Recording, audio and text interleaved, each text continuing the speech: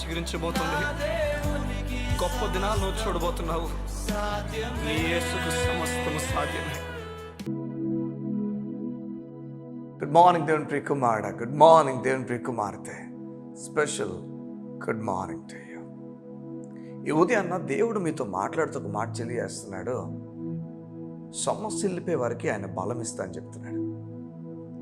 సొమ్మసిల్లిపోయే వారికి బలం అన్న మాటకు అర్థం, ఎవరైనా డీలా పడిపోయారా, సొమ్మసిల్లిపోయారా, దిగులు పడిపోయి ఆగిపోయారా, ఏదో ఒక విషయం వారి జీవితంలో తలకిందులైపోయిన విషయం జరిగిందా, ఏమో నేను రాత్రే ఒక విషయం జరగటం వల్ల మీ హృదయం అంతా వేదంతో నిండిపోయిందేమో, ఈ ఉదయాన్ని మీ మనసు చెప్తుందేమో, ఎలా లేవటమే ఆ తలంపులతో మీరు లేచారేమో. చూడండి, ఈ లోకపు విషయాలన్నీ మన తలంపులో, మన ఆలోచనలు పెట్టుకున్నప్పుడు అవి ఎప్పుడు మనల్ని సొమ్మసిల్లు చేస్తాయి. కానీ ప్రభు అంటున్నాడు, సొమ్మసిల్లు వారికి నేను బలం ఇస్తానని. పేతురు పన్ను కట్టాల్సిన సమయం చూస్తే, పేతురు ఫిషింగ్ అంత వదిలేశాడు, జాలర్ల పని వదిలేశాడు, చేపల పట్టు వదిలేశాడు. డబ్బులు ఎక్కడి నుంచి వస్తాయి? ఒకవైపు ఆలోచన మూలన ఎక్కడో ఉన్నప్పటికీ, ఆ ఆలోచనతో నింపబడిన సమయాలు ఉన్నప్పటికీ మరి ఏం చేయగలం అని ఆలోచిస్తూ ఒకవైపు ఉన్నాడు. కానీ యేసే పిలిచి ఈ విధంగా చెప్పాడు, నువ్వు వెళ్ళి గాలం వేసి ఒక చేప పట్టి నీ పన్ను నా పన్ను ఇద్దరు పన్ను కూడా నువ్వు కట్టావు. బాబు, ఏం చూసారా? దేవుడు చూడండి, ఎలాంటి దేవుడు మనం కలిగి ఉన్నాం. మనం మన విషయాలు గురించి కంగారు పడడం కన్నా, డీలా పడిపోవడం కన్నా, నిరాశ పడిపోవడం కన్నా మన దేవునికి అప్పగించాలి. ఆయన ముందే అన్నిటినీ ఎరుగున దేవుడని మనకు అర్థమవుతుంది. వెళ్ళు, నువ్వు పట్టే మొదటి చేపలో ఉండబోతుంది అన్న మాట వెళ్ళి చూస్తే అలాగనే ఉంది. ఎంత ఆదరణ ఇచ్చేసిందో, ఎంత ధైర్యాన్ని ఇచ్చేసిందో పేతురుకు. నిజంగా ఆ దినం తన పన్ను కట్టబడింది.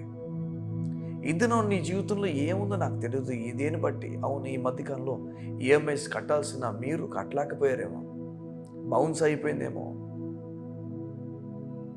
ఛార్జెస్ ఎక్స్ట్రా పడిపోయామో, నిరాశ పడిపోయి డీలా పడిపోయి చాలా ఆలోచిస్తూ, అయ్యో ఇప్పుడు నా బ్రతికేంటి, ఎలా, వాళ్ళు ఫోన్ చేసేస్తారు, మాట్లాడతారు, తిడతారు, ఎన్నో ఆలోచనతో నిండిపోతున్నారేమో. మీరు ఒక మాట లోపల అనుకోండి, ప్రభు నన్ను పోషిస్తాడు, నాకు సహాయం చేయవాడు దేవుడే, నన్ను నడిపించేవాడు ఆయనే.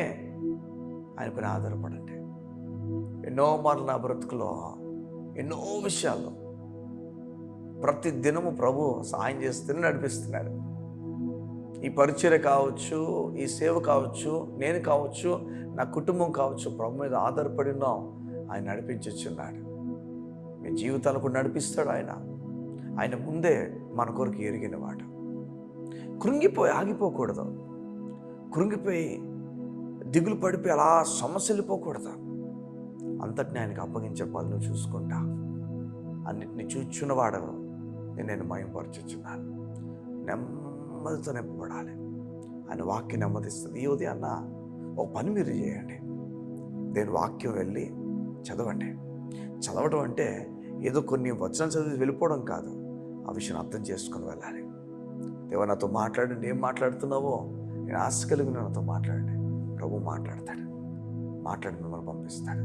కళ్ళు మూసుకున్నట్లయితే ఈ ఉదయం మీ గురించి ప్రార్థన చేస్తాను. సమస్యలపైన మీకు దేవుడు బలమును ధరింపజేస్తున్నాడు. మా ప్రియ పరలోకపు తండ్రి, మిమ్మల్ని మహిమపరచుచున్నాను. సమస్యలపైన వారికి బలమును ధరింపజేయదేవానికి స్తోత్రాలు. నీ బిడ్డలు సమస్యలిపోయారేమో, దిగులు పడిపోయారేమో, ఏ విషయాల్లో ఆదరణ లేక సతమతం అయిపోతున్నారో వాటిలో గొప్ప ఆదరణ నీ బిడ్డలు కలుగు చేసి, బలముతో నింపి, నీ నమ్మతో నింపి, గొప్పగా నడిపించమన్నట్టు యేసునామన ఈ ఉదయం ఊహించని కార్యము నీ బిడ్డలు జరుగునుగాక. చీకటి శక్తుల ప్రభావం నుంచి నీ బిడ్డలు విడిపించబడి దేవుని కార్యాలతో నీ బిడ్డలు నింపబడినగాక. యేసునామన, యేసును ప్రార్థించున్నాం తండ్రి. ఆమేన్, ఆమేన్, ఆమేన్. బహుధైర్యంగా దేవునితో మనం నిలబడాలి. మన ఆలోచన అంతా కూడా ఆయన అయి ఉంటే స్థితిగతి అంతటిని కూడా దేవుడు మారుస్తాడు. God bless you. See you tomorrow.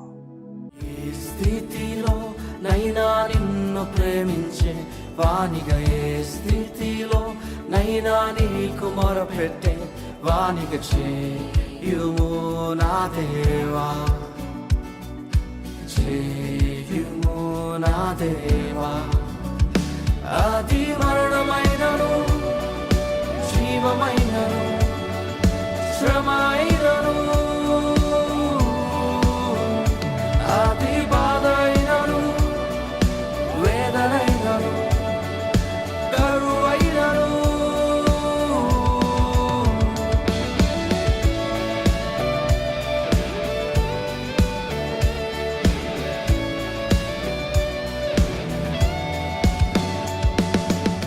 దేవుని ప్రియ సంగమా, నువ్వెలాంటి పరిస్థితి గుండా వెళ్తున్నావో నాకు తెలియదు. ఏ స్థితిలోనైనా విడువని దేవుడు నీ దేవుడు.